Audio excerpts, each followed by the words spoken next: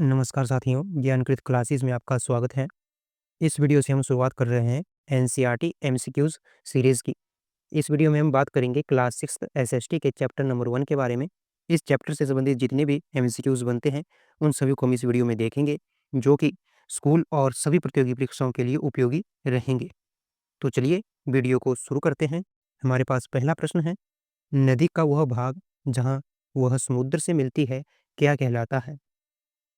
इसका right answer हो जाएगा ऑप्शन डी, यानी जहाँ पर नदी समुद्र से मिलती है उस भाग को हम मुहाना कहते हैं और जहाँ से नदी निकलती है उस स्थान को हम नदी का उद्गम स्थान कहते हैं। चलिए अब अगला प्रश्न देखते हैं। अंतर्राष्ट्रीय तिथि रेखा की विशेषता क्या है? यह टेढ़ी मेढ़ी है, यह एक पूर्ण वृत्त है, यह सबसे छोटी रेखा है, यह 0 डिग्री देशांतर है। तो इसका जो राइट आंसर होगा वो होगा ऑप्शन ए, यह एक टेढ़ी मेढ़ी रेखा है। चलिए प्रश्न नंबर 3 देखते हैं। ग्रीनविच से किस दिशा की ओर जाने पर समय बढ़ता है? यानी मान लीजिए ये ग्रीनविच लाइन है, जिसे हम 0 डिग्री देशांतर भी कहते हैं। तो इससे इस तरफ जाने पर टाइम बढ़ता है या फिर इस तरफ, यानी इस तरफ वेस्ट हो गया और इस तरफ ईस्ट हो गया। तो इसका जो राइट आंसर होगा वो होगा ऑप्शन बी, पूरब, यानी ईस्ट की तरफ जाने पर टाइम जो है वो बढ़ेगा और वेस्ट की तरफ जाने पर जो है टाइम घटेगा, यानी माइनस में होगा। चलिए अब प्रश्न नंबर 4 देखते हैं। पृथ्वी 1 घंटे में कितनी डिग्री देशांतर घूमती है? 15 डिग्री, 24 डिग्री, 30 डिग्री, 10 डिग्री। तो इसका राइट आंसर हो जाएगा ऑप्शन ए, 15 डिग्री। आपको मैं बता दूँ कि पृथ्वी जो है 1 डिग्री देशांतर घूमने के लिए 4 मिनट का जो है वो समय लगाती है। चलिए अब अगला प्रश्न देखते हैं। 0 डिग्री देशांतर को किस नाम से जाना जाता है? प्रमुख यमुनोत्तर, विषुवत वृत्त, कर्क रेखा, मकर रेखा।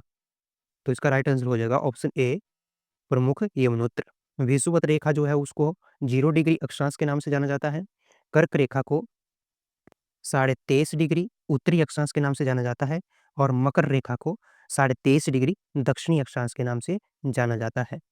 चलिए प्रश्न नंबर 6 को देखते हैं। निम्न में से कौन सी रेखाएं पूर्ण वृत्त न होकर अर्धवृत्त होती हैं? एक तो इस तरह से होती हैं वो पूर्ण वृत्त हो गए और जो इस तरह से होते हैं वो अर्धवृत्त हो गए। तो अर्धवृत्त जो है रेखाएं हैं वो कौन सी होती हैं? अक्षांश रेखाएं, देशांतर रेखाएं, विषुवत रेखा, इनमें से कोई नहीं। तो इसका जो राइट आंसर होगा वो होगा ऑप्शन बी, देशांतर रेखाएं जो हैं वो अर्धवृत्त होती है, न कि पूर्ण वृत्त। चलिए अब आगे देखते हैं प्रश्न नंबर 7 को। सबसे छोटी अक्षांश रेखा कौन सी होती है? मकर रेखा, 90 डिग्री ध्रुव, कर्क रेखा, विषुवत वृत्त। देखिए ये पृथ्वी है और ये जो है विषुवत वृत्त है, यानी 0 डिग्री अक्षांश। और जब हम इसके ऊपर और इसके नीचे की ओर जाते हैं तो अक्षांश रेखाओं की लंबाई घटती जाती है और 90 डिग्री जो ध्रुव होते हैं, चाहे हो उत्तरी ध्रुव हो या फिर दक्षिणी ध्रुव, वो सबसे छोटी होती हैं, यानी एक बिंदु के समान ही रहती हैं। तो इसका राइट आंसर हो जाएगा ऑप्शन बी, 90 डिग्री ध्रुव। चलिए अब अगला प्रश्न देखते हैं। ग्लोब पर अक्षांश और देशांतर रेखाएं मिलकर क्या बनाती हैं? मान लीजिए ये ग्लोब है, ये अक्षांश रेखाएं हो गई और इस तरह से देशांतर रेखाएं हो गई। तो ये ग्लोब पर ग्रिड बनाती हैं, यानी ऑप्शन ए जो है राइट आंसर हो जाएगा। चलिए अब अगला प्रश्न देखते हैं। मानचित्र पर किन्हीं दो बिंदुओं के बीच की दूरी और धरातल की वास्तविक दूरी का अनुपात क्या कहलाता है? यानी मानचित्र पर किन्हीं दो बिंदुओं के बीच की दूरी जो होती है वो कितने में आएगी? वो सेंटीमीटर में आ सकती है या फिर मिलीमीटर में आ सकती है। तो वास्तविक दूरी यानी धरातल पर उन्हीं दो बिंदुओं के बीच की दूरी का जो अनुपात होता है उसको क्या कहा जाता है? तो इसका राइट आंसर हो जाएगा ऑप्शन सी, पैमाना। उसको हम पैमाना कहते हैं। चलिए अब अगला प्रश्न देखते हैं। इसमें पूछा गया है कि निम्न में से कौन-सा मानचित्र का अनिवार्य घटक नहीं है? तो मैं आपको बता दूँ कि मानचित्र के 3 घटक होते हैं। जो मानचित्र का अनिवार्य घटक नहीं है, वो है खाका। प्रत्येक दिशा और दूरी जो है ये मानचित्र के अनिवार्य घटक होते हैं। साथियों साथ-साथ में आप भी आंसर देने की ट्राई करें और अपना जो स्कोर है वो कमेंट बॉक्स में ज़रूर बताना। चलिए अब प्रश्न नंबर 11 देखते हैं। भूमध्य रेखा के लिए अक्षांश का मान क्या है? यानी जो भूमध्य रेखा है, ये वाली, जिसको हम विषुवत रेखा भी कहते हैं, तो इसका मान क्या होता है? तो इसका राइट आंसर हो जाएगा ऑप्शन ए, यानी 0 डिग्री। यहाँ से आपके लिए एक प्रश्न रहेगा कि 90 डिग्री उत्तर और 90 डिग्री दक्षिण जो अक्षांश हैं, उनको हम क्या कहते हैं? ये आप कमेंट बॉक्स में ज़रूर बताना। चलिए अब प्रश्न नंबर 12 देखते हैं। पृथ्वी पर किसी स्थान को निर्धारित करने के लिए 2 निर्देशांकों का उपयोग किया जाता है, तो वो 2 निर्देशांक कौन से हैं? ऊंचाई और चौड़ाई, मापक और प्रतीक, अक्षांश और देशांतर, दिशा। तो इसका राइट आंसर हो जाएगा ऑप्शन नंबर 3 अक्षांश और देशांतर। चलिए अब अगला प्रश्न देखते हैं। प्रधान यमुनोत्तर, जिसे हम प्राइम मेरिडियन भी कहते हैं, कहाँ से गुजरती है? ऑप्शन है Delhi, Greenwich, New York, Tokyo.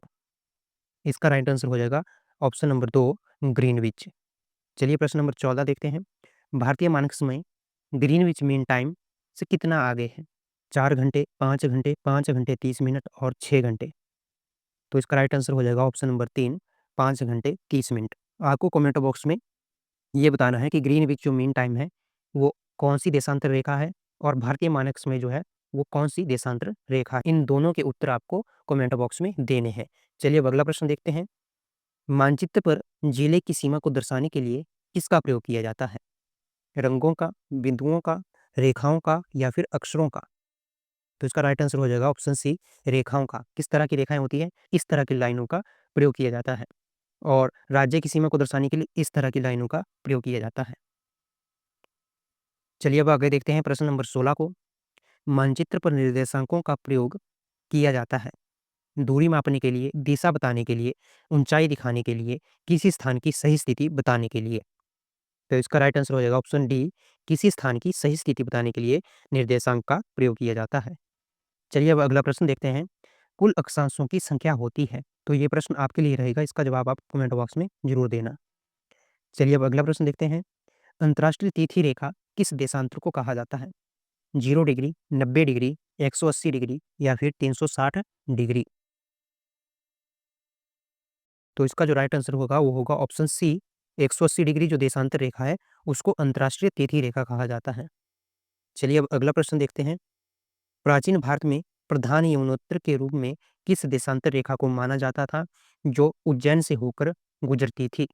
0 degree देशांतर, 75 डिग्री 30 मिनट पूर्व देशांतर, 82 डिग्री 30 मिनट पूर्व देशांतर या फिर 90 डिग्री पूर्व देशांतर। तो इसका राइट आंसर जो होगा वो होगा ऑप्शन बी 75 डिग्री 30 मिनट पूर्वी देशांतर। और वर्तमान में जो भारत की मानक समय रेखा है यानी प्रधान यमुनोत्तर रेखा है वो है 82 डिग्री 30 मिनट पूर्वी देशांतर। अब आपको ये कमेंट करके बताना है कि ये कौन से शहर से होकर गुजरती है। चलिए अब अगला प्रश्न देखते हैं। 6 डिग्री 45 उत्तर से 37 डिग्री 6 मिनट उत्तर किसका अक्षांशीय विस्तार है? विश्व का, भारत की कुल भूमि का, हिमालय क्षेत्र का, दक्षिण एशिया का? तो इसका जो राइट आंसर हो जाएगा वो होगा ऑप्शन बी भारत की कुल भूमि का। यानी भारत की कुल भूमि का अक्षांशीय विस्तार 6 डिग्री 45 मिनट नॉर्थ से 37 डिग्री 6 मिनट नॉर्थ अक्षांश है। इस वीडियो का लास्ट प्रश्न जो है वो आपके लिए रहेगा। भारत की मुख्य भूमि का अक्षांशीय और देशांतरी विस्तार क्या है? इसका आंसर आप कमेंट बॉक्स में देना। अगर आपने इस वीडियो से कुछ नया सीखा होगा तो हमारे चैनल को सब्सक्राइब करना। मिलते हैं इस तरह की और वीडियो के साथ। तब तक के लिए सीखते रहिए, पढ़ते रहिए। जय हिंद, जय भारत।